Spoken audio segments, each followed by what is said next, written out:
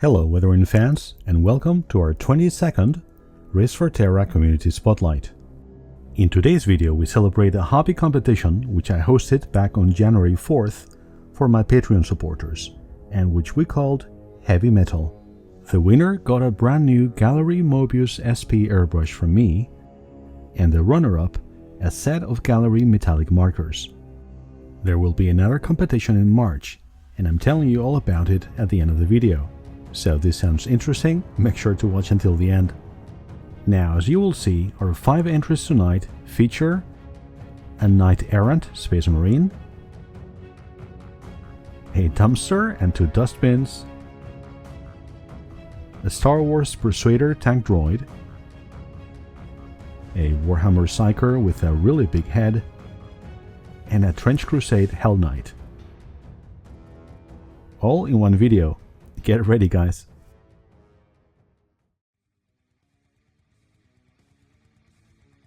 Nicholas is not only a very active member of our community, but also one of our Discord moderators. But this was his first entry to date in our community spotlight videos. It was great to see you join us, Nick. Nicholas was inspired by my video on how to paint metallics using the oil brushers by Ammo, but unfortunately this turned out to be a bad experience for him. I'm really sorry, Nick. The problem he had is that the oil paints would react to even the slightest touch after several days of curing time, leaving smears and setting him back considerably. My own experiences to date with these oil paints have all been very positive, but it could be that he got a faulty batch. In any case, Nicholas adapted to this situation by switching products, and he then finished it in time regardless. When I asked him what the main takeaway had been, Nick replied, and I quote, "Pushing through in spite of adversity." You're quite right, mate. Nicholas explained that he really enjoyed seeing how everyone had explored the topic for the competition. He states, "It was inspiring, and it's got me excited for the next competition." Well, I couldn't agree more, Nicholas, and I'm very much looking forward to your next entry. If you have been following our Spotlight videos, you will remember Rick. This is the 12th time that he participates, and his Russian IMV was the winner of our previous competition. Now, Rick was rather self-deprecating about this entry, mostly because it's only one component part of his next Ukraine-themed diorama. However, I'm sure that you will agree with me that both the dumpster and those dustbins look incredibly realistic. They are great examples of weathered metal in their own right. And don't think that this didn't require any work either. When I asked him what the main challenge had been, Rick explained, and I quote, "I wanted to make them look bent and shabby, so I thinned the top edges and gently heated them, as well as covering the edge in Tamiya thin adhesive to allow me to bend them convincingly." He also took a few chunks out of the lid of the dumpster to represent some dents. Oh, and by the way, Rick made those garbage bags himself with dog poo bags. I always say, and I mean it, that Rick is our resident community sage. So I think that when he tells us what he's learned from a project, it's always a good idea to listen carefully. In this case, Rick said that the main lesson for him was, and I quote, "Even a simple model deserves effort to make it look convincing." Well, Rick, I think your project perfectly exemplifies that. Thank you very much. Jose, aka Demenzia, is by far one of the most prolific painters in our Discord, and so it came as no surprise that his entry for this competition was by far the biggest and the most demanding in terms of the amount of work involved. I am humbled to say that Jose took inspiration from my video about the same Star Wars Legion model.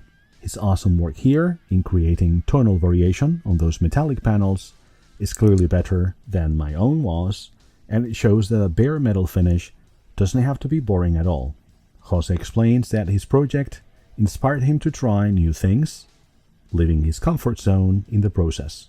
Thus, he incorporated new products, like the AK Extreme Metals, into his existing repertoire, maintaining consistency with the rest of his Star Wars Legion army, while at the same time learning new things. Regarding the competition itself, Jose explains, and I quote, The feedback received from the other competitors during the judging panel was great, and I'll keep it in mind for future projects. Just to see my model was competing with those other amazing entries was a surprise in itself. Well, Jose, as a teacher myself, as you know, I know that feedback is extremely important. And let me tell you, the insightful, detailed feedback that you always offer everyone really elevates the experience for the rest of us. So thank you, and all hail the Separatist Alliance. This is the third project that Tomasz submits to our community spotlight, after an awesome Psyker tank and a nasty biomechanical demon. When I asked him what the main challenge was, Tomasz explained that it was, and I quote, trying to differentiate between metal finishes and complementing them with different weathering effects that can be either matte, satin, or gloss. There is one other comment that Tomasz made that I think is a great lesson for all of us. He said that this project had given him, and I quote, the chance to use products that are rarely used in gaming PCs, like the wax-based metallics. Projects like this, he added, are what gives me a much-needed break from painting big, tedious army projects, and they are the best opportunity to experiment with new techniques. But there is more. When I asked him what his main takeaway was, Tomasz explained that it was not to be afraid to use textures on even the smallest models. He added, it makes a lot of difference and takes a model from decent to something really unique. This model is barely 3 centimeters high, and the armor pieces in it are as small as a nail, but you can still clearly see them. Well, Tomasz, I couldn't agree more, and I think that your use of different textures and finishes is what really sets this model apart. As you know, we have another competition coming up in less than 2 months, and I'm counting on you to participate again. Congratulations not only on winning silver, but on earning the admiration of your peers, buddy. It is clear from the feedback that you got that we were all super impressed with your work. This is Stefan's third entry to date in our Community Spotlight videos, after an amazing Knight detachment and a beautifully painted Mechanicum Carachno stack. I have never known Stefan to do things in halves, and this is no exception. I would say that he has applied the same meticulous approach that made him win a recent channel quiz to the painting of this model. To be honest, seeing Stefan's work here really convinced me to collect and paint Trench Crusade myself, and although New Antioch was my first love in terms of both aesthetics and lore, I cannot wait to emulate him and paint some Hell Knights of my own. But I digress. What did Stefan say about this project?